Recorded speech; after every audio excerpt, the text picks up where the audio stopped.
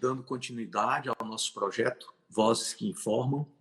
Aqueles que já vêm acompanhando desde o início, vêm observando que nós temos uma linha demarcatória, um viés, uma estradinha que a gente procura percorrer, trazer a esse momento para a discussão pessoas que possam contribuir com seu expertise, com seu saber, para que nós possamos ter uma consciência maior, não só da saúde, como tudo que cerca essa meta de vida que é viver bem.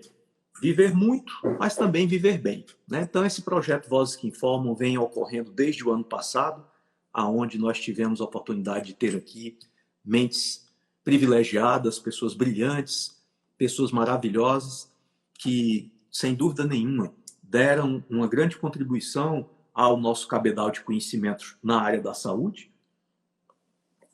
E uma das coisas fundamentais que eu defendo, e vocês que me acompanham sabem muito bem disso, é a informação. A informação de qualidade, a informação acurada, a informação que tenha consistência, que tenha procedência. Vocês sabem o quanto eu defendo essa tese de que a nossa maior doença é a ignorância, e a ignorância é causa e efeito de todas as outras doenças que acabam acometendo pessoas de maneira, muitas vezes, na maior parte das vezes, desnecessária, trazendo desabilidade, trazendo sofrimento igualmente desnecessários. E dentro dessa linha, informação, acredito que uma das ferramentas mais valiosas e mais importantes para que nós possamos tratar a ignorância é conhecimento, é informação.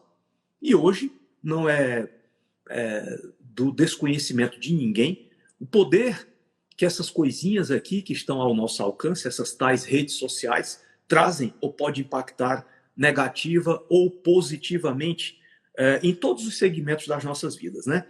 Eu até brinco, já estou aqui com a nossa convidada de hoje, a pessoa que eu amo de paixão, Rejane Toigo, é uma pessoa que dispensa apresentações, mas só para dar uma ideia aqui a vocês, a Rejane é odontóloga e uma hora resolveu sair dessa caixinha, né, em que nós profissionais da saúde vivemos, e acabou enveredando o seu núcleo de interesses para a comunicação digital. Ela hoje é uma estrategista digital, não vai deixar de ser dentista, mas hoje uma estrategista digital. Ela é a diretora da Like Marketing, que é uma empresa especializada em produção de conteúdo digital na área da saúde, e ela acabou deixando essa vida de consultórios para assessorar a nós médicos e nós profissionais da saúde, não apenas nas nossas carreiras, mas principalmente numa coisa absolutamente vital que nós temos que ter hoje em conta, que é o nosso posicionamento nas redes sociais. Eu digo sempre, Rejane, eu vou já lhe dar a palavra para que você dê aí os seus primeiros cumprimentos ao nosso público. Eu falo sempre que a nossa vida hoje se divide antes e depois das redes sociais, né? As redes sociais constituem uma espécie de Hollywood, onde todos queremos ser o ator principal desse filme, mas nem sempre iremos conseguir, não é? Então, a Rejane está aqui para nos explicar a grande diferença que existe entre ter um posicionamento na rede social como ator secundário, às vezes nem coadjuvante, ou como ator principal da sua vida, projetando o seu conhecimento e toda a proposta do seu trabalho de uma maneira eficaz e de uma maneira que gere realmente benefícios para a sociedade. Então, um prazer enorme ter aqui a Rejane conosco. Rejane já palestrou no nosso Congresso Internacional de Ciências da Longevidade no ano passado, foi um sucesso retumbante, e hoje eu tenho a honra de ter aqui essa pessoa do bem, querida, que nós temos por ela profundo respeito e admiração, não só pelo ser humano, mas pela grande profissional que é, não só ela, mas como toda essa equipe magistral da Like Marketing que está aí por trás dela. E sem mais delongas, Rejane, muito prazer em tê-la aqui, querida, e já passo a bola com a sua apresentação e a primeira pergunta. Como é que nós nos transformamos em atores principais nessa Hollywood chamado redes sociais? Como é que nós saímos desse momento de sermos atores desconhecidos desse filme para termos a capacidade de gerenciar e direcionar a nossa própria vida nessas redes sociais. Muito bem-vinda, minha querida.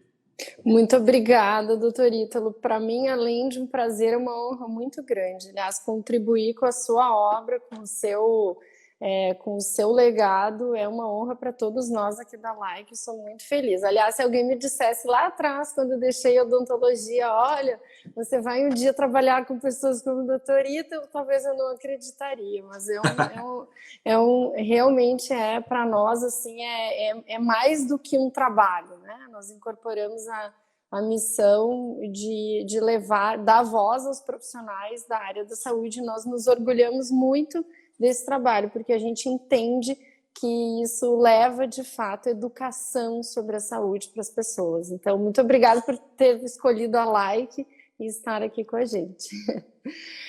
Bom, eu adoro as suas analogias, doutorita. Olha, assim, você não imagina como elas fazem parte da nossa vida aqui. Então, né, a gente ouve, né, a gente trabalha os seus materiais, a gente lê os seus livros, a gente vai nos seus cursos, e aí essas analogias, elas ficam fazendo parte da nossa vida. Inclusive, essa que eu ouvi, eu acho que foi quando a gente se conheceu, eu ouvi num curso seu que a gente não deve ter clientes transacionais, mas clientes relacionais. E isso ficou tão marcado na minha memória, e encaixou tão bem, assim, traduziu tão bem um sentimento que eu carrego comigo, de que a gente realmente deve estar imbuído de... hoje a palavra propósito é um pouco banalizada, mas na verdade é isso, a gente deve estar imbuído de uma coisa que está muito além do nosso trabalho ou além das nossas habilidades profissionais, que é uma intenção verdadeira de construir uma coisa realmente importante, né? Importante para o mundo, importante para as pessoas. Então, muito obrigada por essa frase, por essa analogia de Hollywood, que eu adorei também.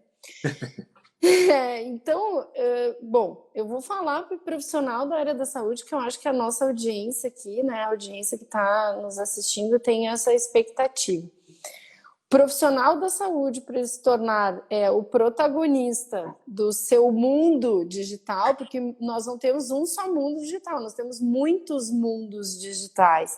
E o importante é o nosso, o importante é a nossa audiência, é a nossa tribo, o importante é aquelas pessoas que realmente se interessam pelo nosso conhecimento. Então, na minha visão, o ator protagonista do seu mundinho digital, do seu local digital, ele está, de fato, ancorado, ele está, vamos dizer assim, com o seu alicerce principal em cima do conhecimento. Então, essa é uma coisa que eu trabalho muito e é aquilo que eu acredito. É claro que tem gente que alicerça esse protagonismo em cima de outras coisas, em cima só de uma visibilidade, em cima de um lifestyle, que também é ok. Mas nós aqui, quando a gente está falando de profissionais que detêm esse conhecimento tão valioso para a sociedade, a gente transcende, a gente sabe que as redes sociais proporcionaram ao médico e a todos os profissionais da área da saúde que exercessem a sua verdadeira missão. O profissional da área da saúde, ele é, antes de qualquer coisa, um educador para a saúde, ou seja, alguém que ensina as pessoas a não ficarem doentes. Então, esse eu acho que é o verdadeiro sentido do protagonista, né, do ator principal que atua nesse palco da saúde. Sem dúvida, Regiane, muito oportuna e muito, muito sábia a sua percepção. Uma das coisas que eu, assim, vejo de maior desafio nesse mundo digital é porque nós, profissionais da saúde, temos formação zero nessa área, né? Então é uma coisa assim, é como se nós tivéssemos realmente que retirar leite da pedra.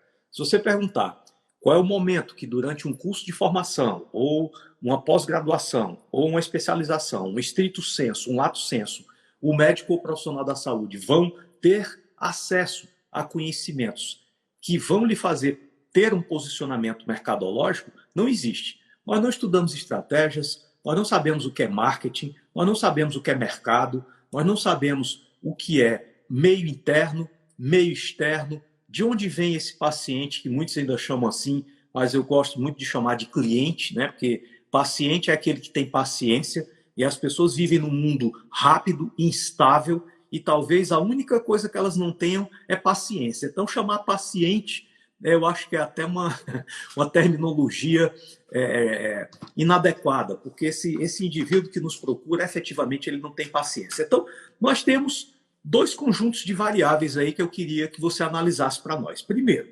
uma variável do meio interno. O médico profissional da saúde é completamente despreparado para entender e lidar com redes sociais, de lidar com comunicação, de lidar com o mercado. Nós, na verdade, temos uma formação completamente tecnicista que nos ensina a apertar botões da fisiologia, da patologia, da bioquímica, da anatomofisiopatologia. Mas quando chegamos nesse mundo chamado mercado, de onde vem essa criatura chamada cliente, nós estamos completamente perdidos. Então, essa é a primeira questão que eu queria que você analisasse. Este profissional da saúde despreparado para enfrentar o poder ou a oportunidade das redes sociais. Do meio externo, vem esse indivíduo que é o paciente ou o cliente, seja lá como é que nós queiramos chamá-lo. Esse indivíduo hoje é uma pessoa inquieta, é uma pessoa que pesquisa, uma pessoa que fuça, que vai lá no Dr. Google, que chega lá nas informações, não sei exatamente se ele tem a capacidade de analisar e deduzir aquilo que ele absorve como informação, mas o fato é que eu tenho visto com muita recorrência de conversar com muitos profissionais da saúde, com muitos médicos, que muitas vezes esse indivíduo que vem lá do meio externo, ele traz uma bagagem de informações até maior do que o próprio médico que ele deveria procurar e se aconselhar. Falando de termos, falando de novas tendências, falando de novas propostas terapêuticas que muitas vezes o médico nunca sequer ouviu falar. Então, como é que a gente concilia, para não gerar uma crise, esse meio interno aonde vive o médico, entre as suas quatro paredes, ou entre a sua tela do notebook ou do iPhone, e esse indivíduo que vem lá de fora buscando nesse médico ou nesse profissional da saúde respostas para o que ele já viu lá no Dr. Google. Como é que você aconselha os seus clientes a lidar com esse choque de percepções? Primeiro, doutor Ítalo, eu gostaria de ponderar que eu também venho do atendimento, eu também venho de dentro de um consultório, né? E talvez essa seja a minha afinidade. Primeiro, afinidade com o conteúdo médico, que é uma coisa que me interessa de fato, né? Eu tenho afinidade com as ciências biológicas. Foi por isso que eu escolhi odontologia. E eu também fiz uma faculdade e eu percebi uma outra coisa quando eu comecei a aprender marketing. Não só que o profissional da saúde, principalmente o médico e o dentista, eles não são formados para ganhar mercado, que é o que marketing significa, né, ao pé da letra. Mas eles são doutrinados que marketing é uma coisa feia. Ou seja, o médico marqueteiro, ele é um ser do mal, né? A pessoa que é da saúde e ela faz marketing, ela é, muitas vezes, até pela própria comunidade do profissional, ela é condenada, né? A gente sabe que isso acontece. Então, o que eu vejo não é só um desconhecimento, mas é uma condenação daquele profissional que busca esse conhecimento e que vai, de fato, aplicar esse conhecimento de marketing para desenvolver a sua carreira e para desenvolver melhores habilidades mercadológicas. Então, isso eu acho que é um impasse, e é o primeiro impasse que o profissional deve buscar transcender. Eu só não sei sobre marketing, mas isso não é do demônio, isso não é uma coisa errada, isso é uma necessidade de sobrevivência. Todo profissional, em qualquer área, ele precisa entender o mercado, inclusive para ele se posicionar da maneira mais correta a atender esse mercado. Então, é muito importante esse posicionamento. Com relação ao paciente sabichão, que a gente já respondi essa pergunta algumas vezes, a nossa conduta é explicar para o profissional de que isso vai ficar cada dia pior, porque a gente sabe que o paciente hoje ele pode entrar até no site de pesquisa científica, ele pode entrar, a gente tem aí produção científica sendo liberada em blogs que são destinados ao paciente, ou seja, o paciente pode clicar no link e acessar um artigo e tirar suas próprias conclusões. Não é só aquela superficialidade, muitas vezes, que o Google tem ali na primeira página. Mas a gente tem que estar aberto. Esse é o ponto. O ponto é, talvez a gente venha de uma geração, a gente venha de uma estrutura da área da saúde que nos colocou como seres, vamos dizer assim, acima dos outros. O dom de curar, talvez ele tenha colocado o médico ao longo dessas gerações como um semideus, ou o dentista, o profissional da saúde, com esse ofício divino de curar. E que realmente é uma habilidade, é um ofício magnífico. Só que ele é impossível de ser dominado em todas as suas facetas. Então, assumir isso, que muitas vezes uma pessoa leiga vai lhe ensinar e vai lhe dar uma informação que você não tinha e que você não é obrigado a ter todas as informações do mundo e que existem coisas acontecendo numa velocidade muito grande, o primeiro, acho que é o primeiro posicionamento que o profissional precisa ter para enfrentar esse momento de grande disponibilidade de informação, porque é disso que a gente está falando. E eu até, se eu puder contar uma passagem que aconteceu comigo, uma vez eu consultei um endocrinologista e eu tinha vindo dos Estados Unidos e eu tinha feito um exame lá no 23andMe, que é um exame genético que faz dá para buscar lá por genes e tal. Ele faz um mapeamento genético, isso faz alguns anos.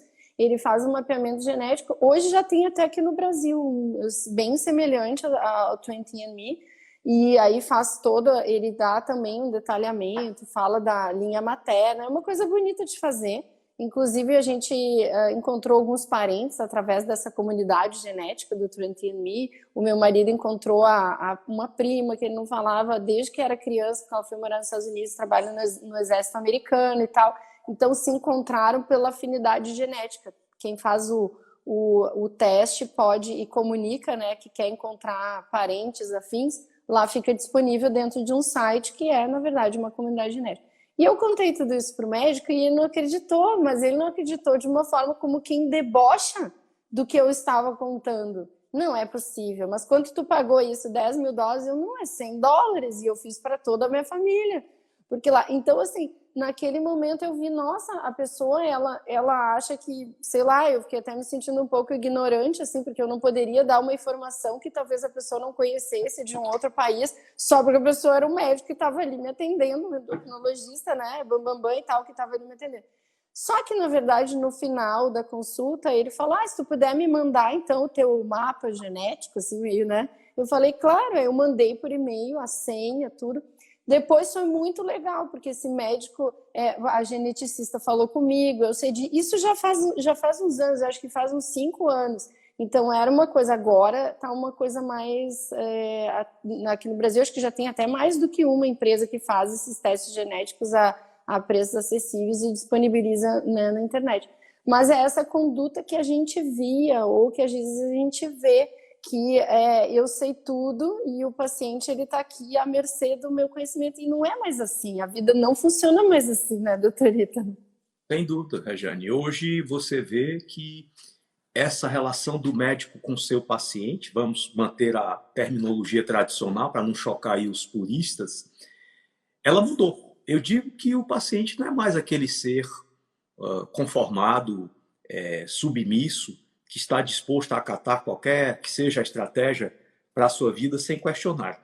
O paciente saiu de uma relação vertical, onde existia o médico, o profissional da saúde aqui em cima e ele aqui embaixo obediente, e ele hoje está posicionado na cabine de comando como copiloto dessa nave chamada sua saúde. Então hoje ele participa, ele intervém, ele concorda, ele discorda, ele traz informações que muitas vezes o próprio médico nunca ouviu falar, e é uma relação extremamente dinâmica e instável.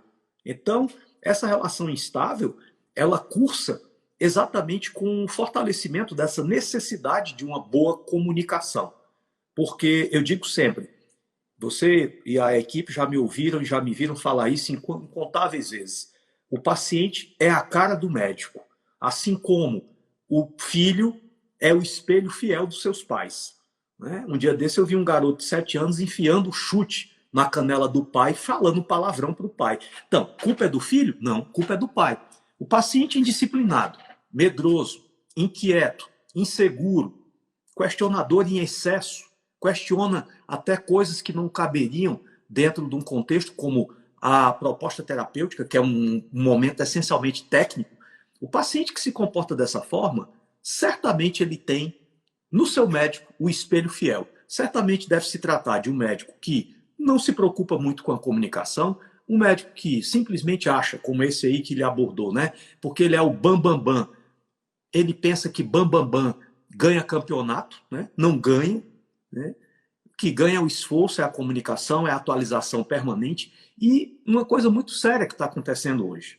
O conhecimento avança numa velocidade muito maior do que ele é transposto para o dia a dia dos profissionais da saúde. Um recente artigo que eu li lá no Journal of the American Medical Association, mostrando que existe um hiato médio de 17 anos para um novo conhecimento ser adotado por um médico tradicional que está lá trabalhando no seu consultório, no seu dia a dia. Você imagina isso? Do outro lado, o conhecimento médico duplica a cada 3 anos. Olha a equação que nós estamos gerando aqui. A cada 3 anos, a base de conhecimento duplica. Isso significa uma coisa muito, muito, muito simples. No ano 2038, todos nós estaremos vivos para ver isso acontecendo. Nós saberemos de medicina 512 vezes mais do que sabemos hoje. Isso é uma coisa absolutamente fora do controle. E do outro lado, esse conhecimento que avança de uma maneira exponencial, logarítmica até eu diria, tem do outro lado a implementação desse conhecimento numa progressão aritmética.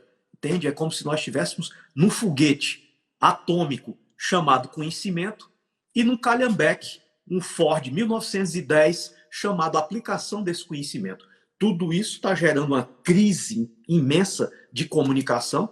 E aí é o que você magistralmente nos ensina, que a comunicação digital estreitou o caminho entre o médico e a comunidade.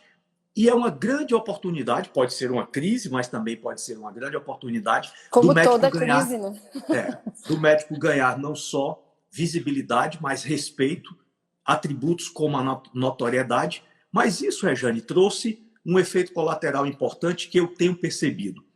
É a questão do despreparo que muitos de nós temos para lidar com essas redes de comunicação digital, que gerou um efeito colateral chamado fama a qualquer custo. Eu quero meu primeiro 1 milhão de seguidores a qualquer custo, nem que eu tenha que vender a mãe. Então, eu tenho visto de maneira até lamentável profissionais da saúde não sabendo dividir o pessoal do profissional. É óbvio que isso tem que ser mesclado de uma maneira muito inteligente, muito elegante, mas eu vejo profissionais expondo sua vida pessoal como se aquilo fosse um grande teatro a céu aberto, né? Essa falta do limite, aonde tem que existir o profissional, aonde tem que ter um pouco do tempero do pessoal, eu tenho percebido verdadeiras obras, verdadeiras hinos à falta de bom senso e até mesmo ao apelo vulgar que eu tenho visto por aí. Médico expondo sua genitália em redes sociais, entendeu? Médico embriagado, mostrando que está numa festa importante lá com os atrizes e atores famosos para tentar influenciar as pessoas de que ele, por estar ao lado de famosos, é uma pessoa diferente. Então, tem um lixo aí que está sendo trazido por essa necessidade de se comunicar através de um outro formato, que eu queria que você comentasse. Na sua experiência, como é que o profissional pode manter os pés dentro de um universo chamado bom senso e evitar uma coisa bem simples, perder a noção e começar, dentro dessa ideia de cliente a qualquer custo, meus milhões de seguidores a qualquer custo, acabar transformando uma oportunidade num enorme monstro de multitentáculos que pode não só não projetá-lo, como até aniquilá-lo profissionalmente. Sua experiência é muito importante para nós nessa área. Bom, primeiro, doutor Ítalo, é que isso está muito associado à vaidade, como qualquer falta de noção, né? Quando falta noção, geralmente a gente tem esse componente aí, a vaidade envolvida. Então, é claro, somos todos vaidosos e todo ser humano precisa de reconhecimento, todo ser humano busca por reconhecimento, mas a questão é um reconhecimento desmedido e sem objetivo. Então, uma coisa que a gente traz muito quando a gente está trabalhando os projetos, né, dos profissionais é: quais os seus objetivos aqui nas redes sociais? Então, por exemplo, o Dr. Ítalo é um profissional que consegue trazer para a gente com muita clareza: o meu objetivo é esse, eu tenho esse objetivo, eu quero me comunicar com esse perfil de paciente, eu quero que o paciente, quando chega, quando ele vai consultar comigo, ele já tenha... ele já saiba da minha conduta, ele já tem um conhecimento sobre mim, ele já tem um entendimento maior, o que vai facilitar que o tratamento seja implementado de uma forma eficaz, né? Então, na nossa visão, esse objetivo do profissional com as redes sociais é o que mantém ele longe, o que mantém esse elemento vaidade sem tomar conta, né? Sem acabar fazendo com que ele... porque é muito fácil a gente querer se sentir amado em demasia. Isso é fácil em qualquer, vamos dizer assim, em qualquer escala, não é só no digital, a gente busca amor. E aí a gente acha que a gente acaba achando que likes, comentários e seguidores é uma forma de amor. E isso pode transcender um pouco, né? E a gente passar a tomar atitudes ou a produzir um conteúdo que não vai agregar ao posicionamento como médico, ao posicionamento como referência naquela área, e pode até, como você falou, doutor Ítalo, ser uma coisa que pode destruir ou pode aí, né, levar a excesso. Inclusive a depressão, né? A gente tem muitos profissionais assim, não chegaram até nós, mas a gente tem notícias assim, de pessoas que realmente perderam a medida e a exposição foi levada a um ponto que a pessoa se sentiu invadida. Quando a pessoa viu, ela já estava tão habituada, porque é dopamínico, né? Ele interfere nos nossos hormônios, essa sensação de integridade no grupo, essa sensação de aceitação, essa sensação de eu sou amado, gostam muito de mim, gostam mais de mim do que do outro, né? Então, eu sempre digo que os olhos no conhecimento e os olhos no objetivo é o que vão fazer a conduta caminhar até esse objetivo. Então, o que eu estou fazendo nas redes sociais? Eu quero melhorar as condições da minha carreira, eu quero talvez deixar de fazer um plantão, eu quero aumentar o valor percebido da minha consulta, eu quero que as pessoas conheçam o meu trabalho, para quem sabe eu mudar de localidade, eu atender em outra localidade, ou eu partir para uma clínica própria, enfim, tem muitos objetivos que o médico pode querer na rede social: vender o seu curso online, se posicionar, trazer alunos, se tornar um palestrante, porque isso acontece muito, o profissional desponta nas redes sociais, ele já é convidado para congressos, ele já é convidado para palestrar, eu quero divulgar o meu livro, eu quero, né? Enfim, oportunidades profissionais. Então, quando a gente mantém o nosso foco nessas oportunidades profissionais e a rede social como uma ferramenta de mostrar o que sabemos e como que a gente vai colher os frutos disso, eu acho que aí acontece um centro, né? A gente fica centrado naquilo que deve ser feito. E é claro, doutor Ítalo, que pessoas atraem pessoas. Então, as pessoas estão nas redes sociais para se relacionar com outro ser humano. Então, quanto mais o ser humano se mostra, isso acaba atraindo. E é aí que entra, né, a arapuca.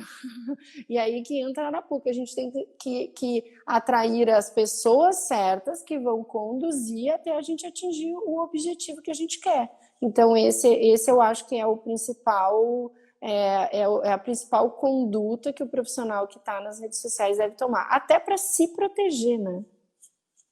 Então, entendendo de uma maneira mais simples o que você acabou de nos dizer, na sua experiência e no seu expertise, você acha que entrar na rede social sem uma assessoria é andar num campo minado? Nós poderemos dar o próximo passo em cima de uma mina e explodir, ou chegar no outro lado inteiro, dependendo da assessoria. Então, de uma maneira simples, O que você está nos aconselhando é que este caminho nas redes sociais, já que nós não temos formação de base para isso aí, deveria, pelo menos preferencialmente, ser assessorado, ser acompanhado, ser tutorado, ser direcionado por profissionais habilitados para isso. Não se aventurar neste campo minado sozinho, sem um mapa que seria essa assessoria. É mais ou menos isso que você está nos dizendo?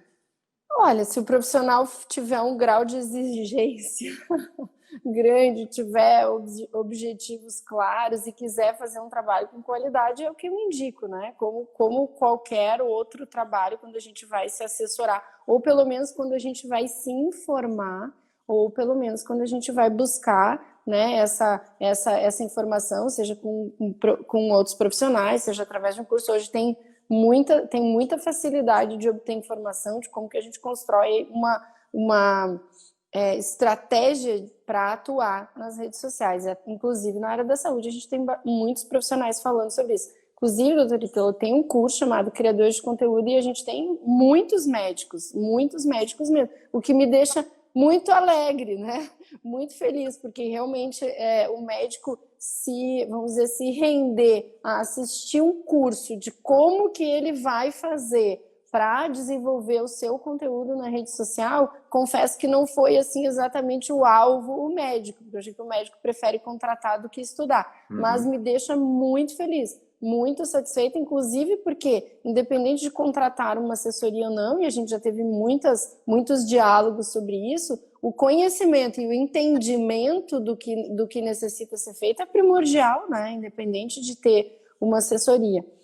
Mas eu vou ter que dizer que o profissional da área da saúde, sobretudo os médicos, tem uma grande vantagem para nós que trabalhamos como agentes de marketing, né?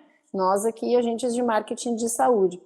Como o profissional médico ele está acostumado a acolher o paciente, como ele está acostumado a ser profissional com aquele paciente, e o paciente entrega a vida dele na mão desse médico, esse médico tem um comportamento recíproco quando ele contrata outro profissional. Então, essa também é uma vamos dizer assim, um excelente atributo do profissional que vem da área da saúde e que nos encanta muito trabalhar com esse segmento. Porque ele, ao mesmo tempo que ele não conhece, às vezes demoniza o marketing, mas ele entrega. Então, a gente consegue conduzir esse profissional porque ele confia. Então, a confiança que o doutor Ítalo deposita no nosso trabalho é o que possibilita que o nosso trabalho tenha colhido tantos frutos até hoje, né, doutor Ítalo? Então, isso é muito importante.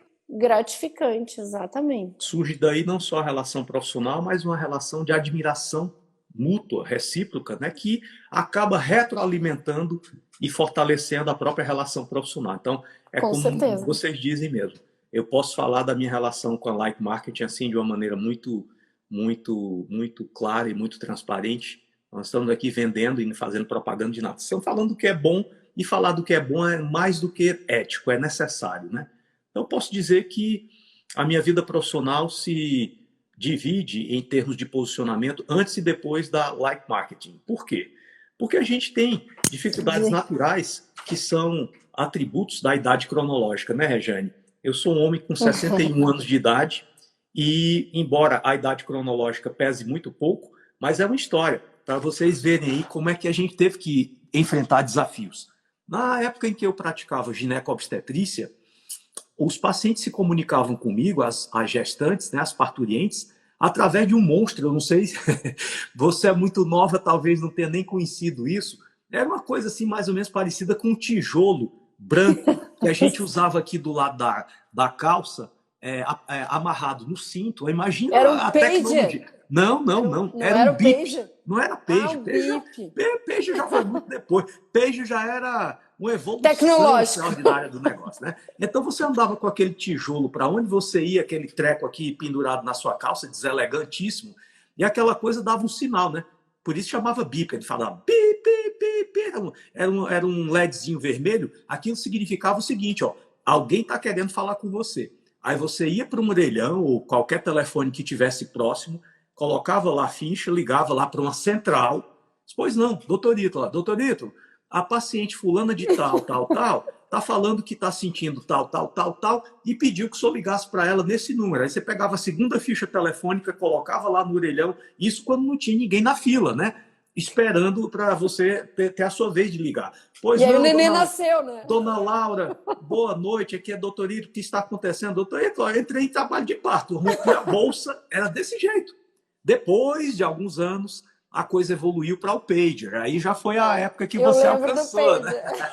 O pager já era uma marmotazinha menor assim, né? E já tinha extraordinário. Nossos médicos ficavam impressionados. Ele tinha uma tela onde poderia aparecer uma mensagem de até 2 frases. Isso. A coisa já era extraordinariamente avançada, né? Depois começaram a surgir os primeiros celulares. Eu me lembro muito bem que meu primeiro celular tinha o tamanho mais ou menos de uma garrafa dessa aqui, né? Abria assim, você colocava, puxava uma antena, e aí a coisa foi evoluindo e chegou no que temos hoje aqui. Então, conclusão. A minha geração, ela é dividida naqueles que souberam se adaptar às mudanças e aqueles que morreram, mas ainda têm sinais vitais perceptíveis, né? Morrer em vida. O coração continua batendo, eles continuam respirando, mas morreram. Morreram porque não souberam se reinventar, morreram porque não se mataram para que dessa morte surgisse o médico que nós precisamos ser hoje, o médico proativo, assertivo, rápido, darwiniano, que não se contenta com o conhecimento, tá? Estamos sempre correndo atrás desse conhecimento. E eu confesso a você, e vocês sabem muito bem, como eu fui resistente a entrar nessas redes sociais. Não tinha mesmo a percepção, a verdade é essa, eu era também uma vítima da ignorância, a importância de uma boa comunicação através dessas redes. Ainda vivia naquele tempo, né, com um cérebro no passado, achando que, pelo simples fato de eu ter boas intenções, ser um profissional bem qualificado, procuro me manter permanentemente atualizado, dou o meu melhor, mas isso tudo, Rejane, por incrível que pareça, não é mais suficiente. Tem que ter um algo mais. E eu tenho absoluta convicção de que esse algo mais é a capacidade de se comunicar com rapidez, com prontidão e com eficácia através das redes sociais, através da comunicação digital. Então, eu falei tudo isso para colocar para você 2 aspectos que eu queria aqui abordar. O primeiro, essa comunicação trouxe exposição. Essa exposição que trouxe visibilidade, trouxe universalidade. Por exemplo, nós podemos estar aqui hoje falando, essa live vai ficar gravada, essas pessoas podem replicar o que nós estamos conversando aqui hoje pelos próximos 50 anos. Aí vai que o que nós estamos falando aqui bate lá num conselheiro, né?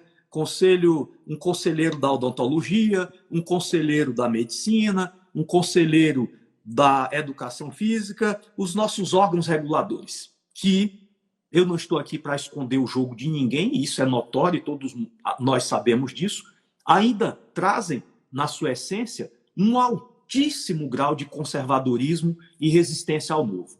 Como é que se trabalha esse conflito eu vou colocar a palavra, perigo dessa exposição ser mal interpretada e gerar problemas para esse médico?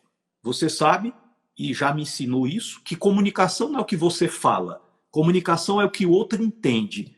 Eu estou aqui assistindo a live do Dr. Ítalo, do Dr. Pedro Paulo, da doutora Tereza. Sou um conselheiro e diz, quer saber? O que esse médico falou aí não é ético. Ele está provocando um problema muito importante hoje, Rejane, que é a tal da concorrência desleal. Tá? Competência se transformou aos olhos de vários órgãos reguladores em concorrência desleal. Você não pode ser mais competente do que o outro. Perdeu-se o entendimento de que igualdade é a arte de tratar desigualmente aos desiguais e hoje nós estamos, através de normas regulatórias, nivelando tudo por baixo. É óbvio que os exageros têm que ser sempre combatidos, mas é óbvio também que o exagero da interpretação dessa autoridade precisa, nós que estamos expostos a essas redes o tempo todo, termos o mínimo grau de proteção. Como é que você lida com esse assunto e com o que é que você aconselha a todos nós profissionais da saúde dentro dessa área?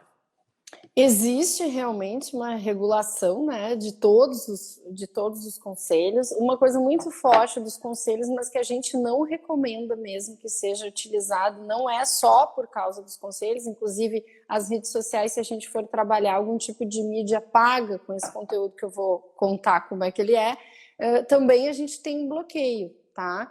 Então, o que não é permitido, e eu acho que nesse caso o conselho tem razão e a gente tem que procurar fugir desse tipo de conteúdo, que é o antes e o depois. Então, por exemplo, um profissional que trabalha com emagrecimento, quando ele mostra uma paciente antes e depois, ele está sugerindo que outros pacientes vão ter aquele mesmo tipo de resultado, e a gente sabe que biologia não é matemática. Né, que a biologia é muito mais multifatorial e depende de muitas coisas. Então, a promessa de resultado dentro da área biológica, ela é banida, tanto pelos conselhos quanto pelas políticas das redes sociais. A gente poderia até fazer um post orgânico, né, tá nas redes sociais de forma orgânica, não ferir, até férias políticas, se a gente for ler ao pé da letra, mas não há punição, né? Não há, assim, uma detecção. Mas se a gente fizer um anúncio, aí a gente já tem, inclusive na página de destino. Se eu anunciar, por exemplo, fazer um criativo que vá para um site onde tenha essa conotação antes e depois, e que mostre, né? No caso, o dermatologista tem que ter um pouco de cuidado, o profissional que trabalha cirurgião plástico tem que ter cuidado com isso, porque essa sugestão ela é delicada. Mas ela é delicada, eu acho que por fatores éticos também. Porém, isso não é necessário, doutorita. Não é necessário usar esse tipo de procedimento, esse tipo de conteúdo. Nós indicamos que todo o conteúdo nas redes sociais, seja falado, seja escrito, enfim, em live, transmissões ao vivo, seja embasado. Porque aí a gente está à margem de qualquer julgamento. Então, se a gente vem aqui falar, em vez de a gente falar glúten faz mal à saúde, essa é a minha opinião, não. Os estudos demonstraram, tal estudo fez um estudo assim, randômico, levou assim. Então, assim, você passa a entrar, o médico passa a entrar no papel, não de ter uma opinião ou de ter uma conduta, mas de apresentar à sociedade o que a comunidade científica está produzindo. Isso muda tudo. E isso cria uma proteção muito grande do profissional, porque ele está falando sobre dados, ele não está falando apenas sobre a opinião dele, sobre conduta ou sobre o paciente dele. Ele está falando sobre dados científicos. Perfeito. Aí, nesse ponto, ele não está sendo mais o autor, ele está sendo simplesmente um vetor dessa informação. Isso pode fazer uma diferença enorme, né? Enorme. E realmente, você tem toda a razão. Uma outra coisa que também me chama muita atenção, Rejane, e que eu gostaria que você nos brindasse aí com a sua visão e com a sua experiência, é que essa exposição, ela gera um efeito colateral quase que inevitável. A disponibilidade de tempo que você tem para interagir com essas pessoas que lhe prestigiam com a sua audiência, com os seus likes, com se tornar um seguidor.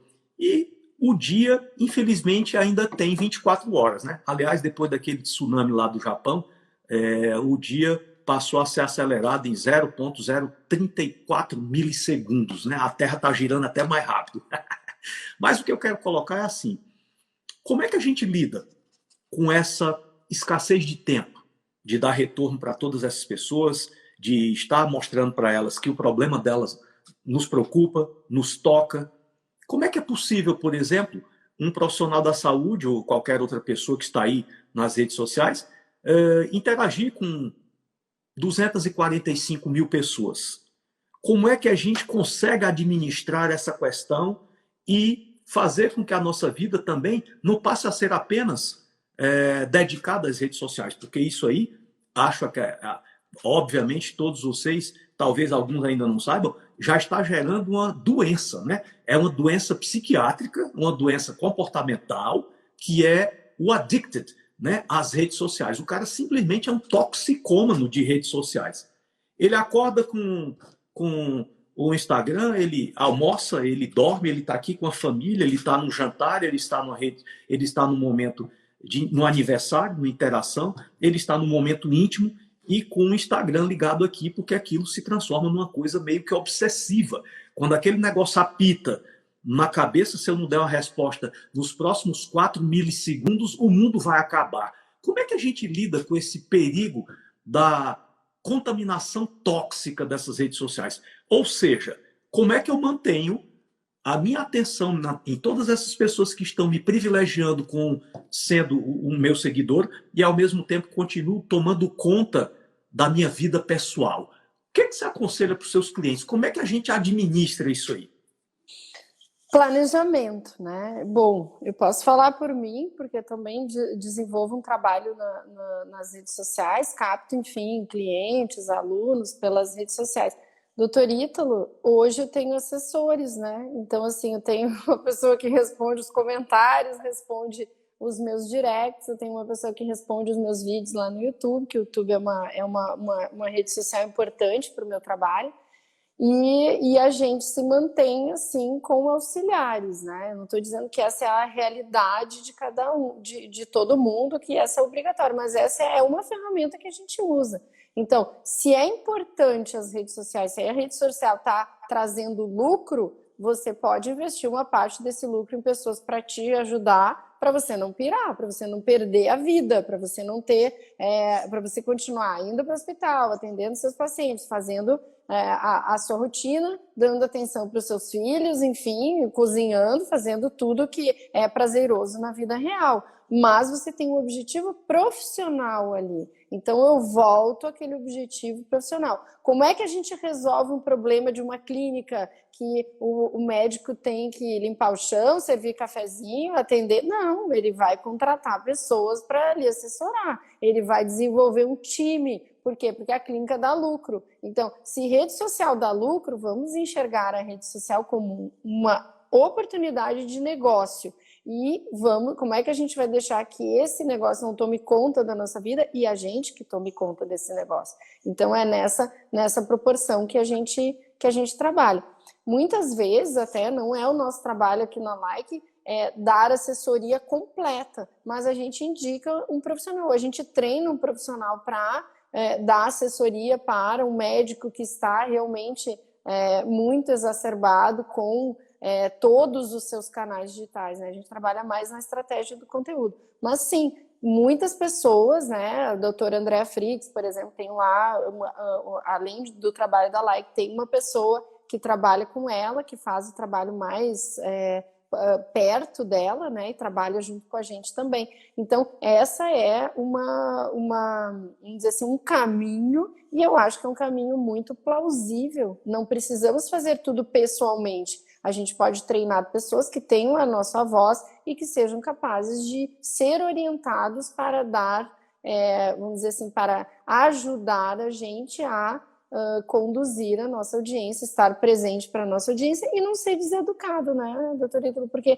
às vezes as pessoas falam com a gente, se a gente não responde, é até uma forma, né, a gente está sendo um pouco deseducado. Então, na medida do possível, a gente atende essas pessoas e, quando não der mais, a gente pensa numa contratação, né? Esse é um ponto importante. O que você está nos ensinando é que no momento em que você tem a necessidade de ter essas pessoas, eu não posso, mesmo que exista uma equipe, deixá-las sem a minha supervisão. Ou seja, Claro. essas pessoas têm que ter a minha cara, essas pessoas têm que ter a minha assinatura, essas pessoas têm que expressar o meu pensamento, embora não seja eu especificamente que possa estar respondendo aquilo ali. Não é simplesmente delegar e virar as costas, né? É delegar e manter um monitoramento de tudo aquilo que está acontecendo, porque, afinal de contas, é o seu nome que acaba né, estando na base de toda essa comunicação. E tem uma verdade aí também, porque, por exemplo, a Ari que responde os meus directs, ela fala: oi, eu sou a Ari, eu trabalho com a Rê, eu vou te responder assim, ou eu vou falar com ela, eu vou mandar para ela, eu vou guardar essa mensagem para ela, sim, eu posso te ajudar, vou te entregar um vídeo, ela recomenda que você faça tal coisa. Então, uma boa parte das mensagens, elas não precisam chegar até mim, porque a gente já tem uma forma de FAQ. E as pessoas se sentem, sim, atendidas. As pessoas se sentem, elas entendem que tem alguém ali e alguém que está dando suporte, que está respondendo, que está fazendo. E elas entendem também que eu tenho 30 funcionários, que eu tenho uma casa, filho, né? Alunos, 5.000 alunos. Então, assim, não teria como fazer tudo, né? Não teria como atender todas essas coisas pessoalmente. Então, as pessoas entendem, as pessoas respeitam e as pessoas gostam até que o profissional ele tenha esse carinho. Colocar alguém para ajudar a atender a audiência é um sinal de carinho, é um sinal de respeito. Então, nunca vi alguém se ofender porque não era eu, pessoalmente, que estava respondendo muito no importante. direct. Rejane, nós temos aí o efeito ainda residual dessa pandemia, né? Não vou questionar aqui, vocês sabem a minha opinião sobre isso. Eu não quero aqui colocar o pé nessa armadilha, mas, concordando ou não com o que está posto, nós somos cidadãos cumpridores da lei e temos que obedecer, né? Mas essa pandemia, ela trouxe no seu bojo alguns efeitos colaterais interessantes, como o primeiro deles, né? A elevação do grau de percepção que as pessoas têm sobre a saúde. Eu, por exemplo, tive lá na minha clínica uma verdadeira explosão de, sabe, acho que até o melhor estrategista de mercado não poderia ter prever isso aí. As pessoas parecem que estão em bloco buscando a percepção de como me manter saudável, né? Hoje nós estamos trabalhando com uma coisa extremamente desconfortável, que é um agendamento com 6 meses de antecedência. Eu estou colocando a minha filha mais velha, que é médica, para me auxiliar a atender alguns pacientes que eu não estou conseguindo dar conta. Mas o que eu queria colocar na carona de tudo isso aí é a percepção de que a comunicação digital é algo que veio para ficar, né? Essa crise mostrou isso aí muito bem. Foram acelerados alguns processos, né? Como, por exemplo, a consulta através da plataforma, né? Uma teleconsulta, que era uma coisa que nós não imaginávamos que fosse ser aprovada nos conselhos tão cedo. Nós imaginávamos que ainda ia haver anos de discussão. Então, essa crise trouxe aceleração de vários processos. Dentre eles, a irreversibilidade dessa comunicação pelos meios digitais. E você, como uma visionária, uma pessoa que entende tudo desse mercado, o que é que você deixaria aqui nessa reta final da nossa live como pontos importantes de tendências que você enxerga para os próximos anos? Para onde que tudo isso vai caminhar? Rejane, estrategista mercadológica aí. Bom, eu enxergo não só na medicina, mas em toda a empresa ou em todo o negócio o papel educacional.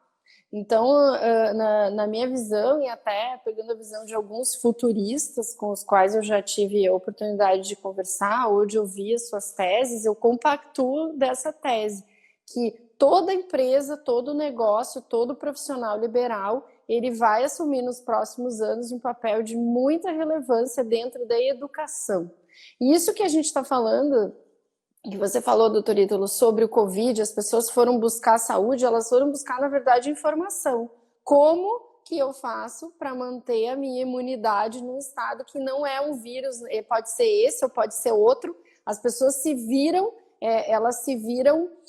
vamos dizer assim, à mercê da biologia, à mercê de uma doença. Acho que pela primeira vez ficou claro que, né, a natureza pode realmente significar uma ameaça para nós, o estilo de vida, enfim. Acho que ficou claro para muitas pessoas. Então, muitas pessoas buscaram por isso. E até compactuando também com a opinião de um autor que eu gosto muito, que é o Yuval Harari. Sabe quem é? Genial. Genial. E ele fala no livro Sapiens, Homo Deus e coisas do gênero, né? Isso. E o 21 lições, que é o terceiro livro da trilogia, ele fala sobre o futuro da medicina. Então, ele fala sobre o futuro de várias profissões.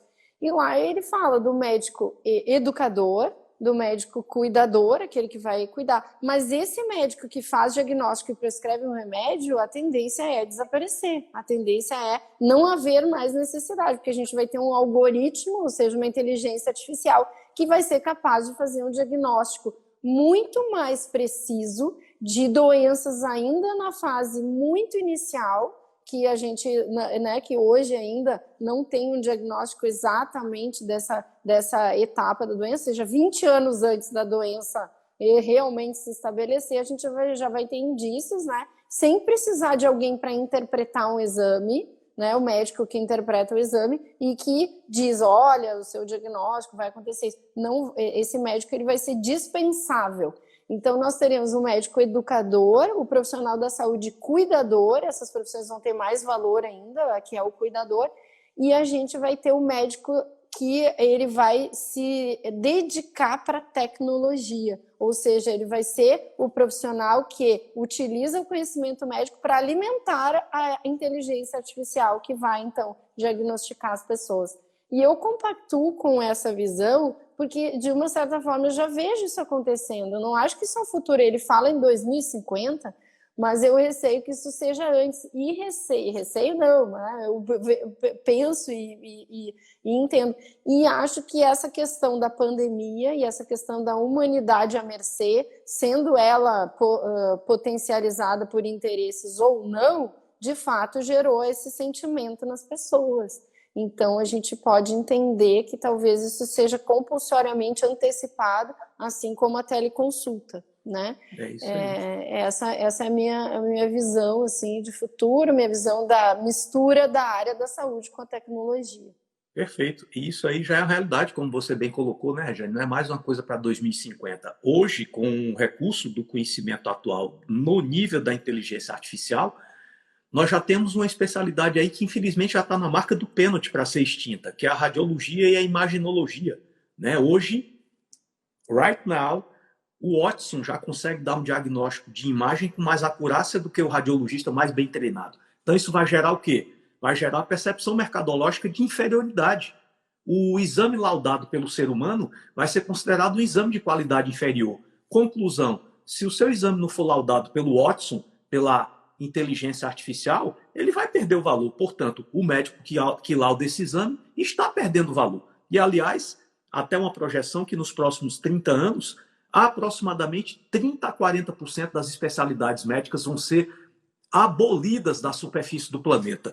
Conclusão, não é mais um problema do amanhã, é um problema do hoje, né? E nós temos que nos reinventar a cada dia, e eu acho que esse mundo instável e dinâmico que todos nós vivemos hoje, ele é um mundo que traz para nós algumas lições, né? Essa lição vem lá do Charles Darwin, que diz que o profissional da saúde que vai sobreviver nesse mercado não é o mais inteligente nem o mais forte, é o mais rápido, aquele que mais rapidamente souber e puder se adaptar às mudanças.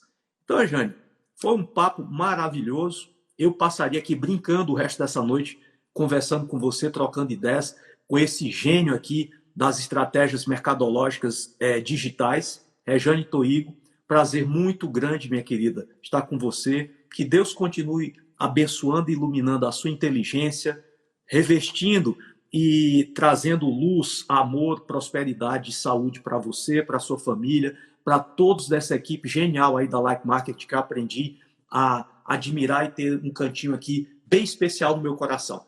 Muitíssimo obrigado pelo seu tempo e por ter nos brindado aqui com esse show de informações, tá? Que Deus lhe abençoe muito.